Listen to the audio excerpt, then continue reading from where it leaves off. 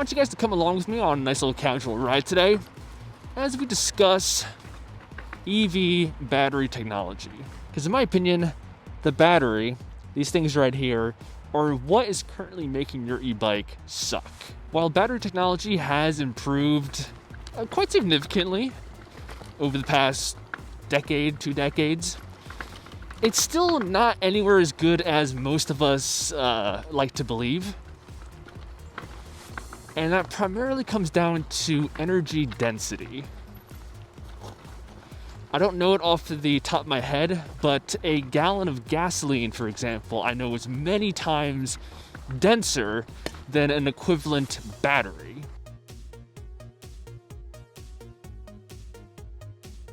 Now again, battery technology has been advancing at a pretty good pace. Here's a nice little visual chart on battery density over time. I was reading an article and I saw that BYD, which is a leading EV manufacturer in China, as you can imagine, this company spends a lot on R&D in terms of battery technology, and their next-gen battery should be hitting the market later this year, and the reported battery density is 190 kilowatt hours per kilogram. And that's an improvement from the current, I believe, 160 kilowatt hours on average in the current generation. So we're slowly getting there. Things are improving. On top of just the energy density, there's a few other factors that matter, namely cost. This battery from BYD is supposed to be cheaper, and they're also claiming that the lifespan of the battery, which is also crucial, is improved. I think the number I saw in the article was 1,000 battery cycles. A battery cycle is charging it from 0 to 100% and draining it. That's one full cycle. They're claiming that this has 1,000 battery cycles before any degradation.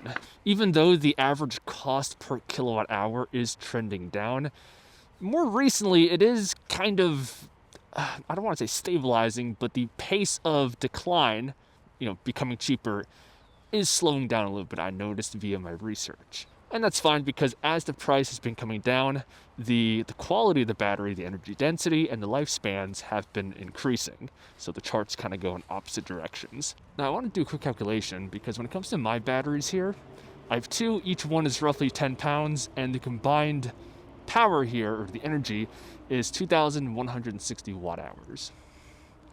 So 2,160 watt hours divided by the kilograms, which is 9, 20 pounds is 9 kilograms, equals a rough estimate of my energy density being 240 watt hours per kilogram. Now, there's always a chance that we're going to see some big leaps in the space, especially considering how much governments are really investing in the industry, which could drastically help to speed up the performance, the value of batteries, and thus the adoption across multiple sectors of the economy and different industries. And potentially one of these big leaps or changes in the industry is with the chemistry of the battery.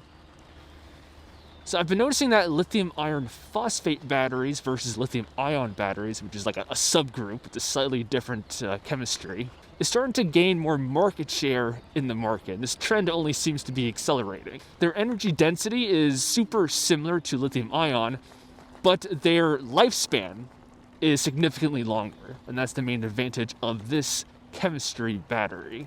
Soon on this channel, I'm going to have a review of a solar generator or a battery power station. You guys might be familiar with these products. They're essentially just a big battery. You can charge them via regular outlet or solar panels, and you can use them to run, charge, basically anything. So they're great in a blackout, or if you want to go camping, it's a great source of power. And luckily, all of these have adopted this lithium iron phosphate battery tech.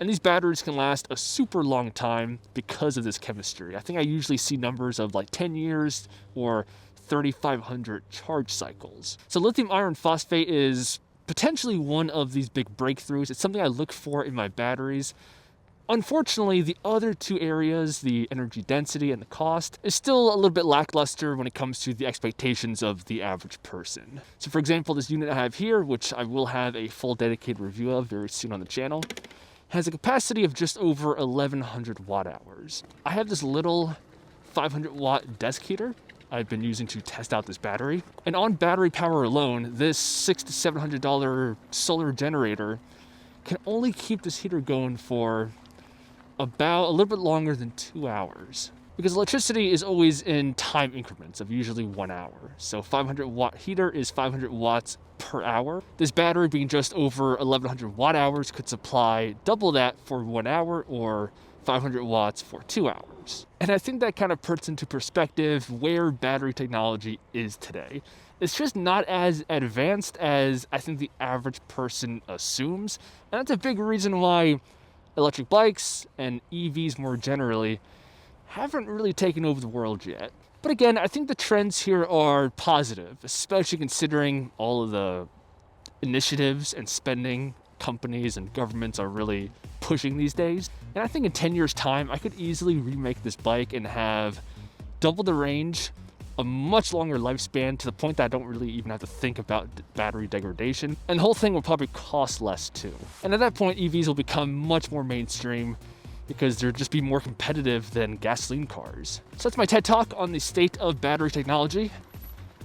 Let me know in the comments below what you think of the current state of battery technology, the cost, the energy density, and at what point in the future do you think batteries or EVs will become cost competitive or better than traditional gasoline-powered vehicles? I'm certainly optimistic for the future personally, but I can admit right now that batteries, they need to get better. If you guys enjoyed, I appreciate a like before you go, and I hope to see you guys in the next one. Peace.